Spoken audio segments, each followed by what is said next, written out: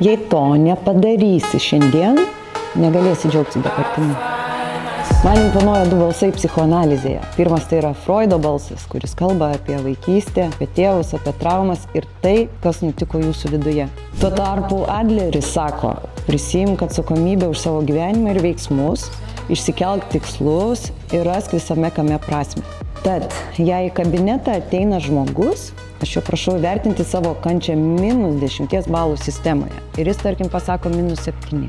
Tuomet pagal Freudo idėjas dirbame su praeitimi tam, kad suprastume ir surastume kančios šaltinį. Tarkim, pasiekime 0 savijautos skalėje. Tuomet vadovausimės Adlerio principais, prisiėmant atsakomybę už savo veiksmus ir už savo gyvenimą.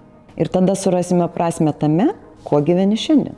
Puikus derinys sustyguoti vidinę harmoniją ir balansą. Kaip tu jautiesi šiandien? -7, o galėtų būti +2. Ateikite terapeutų.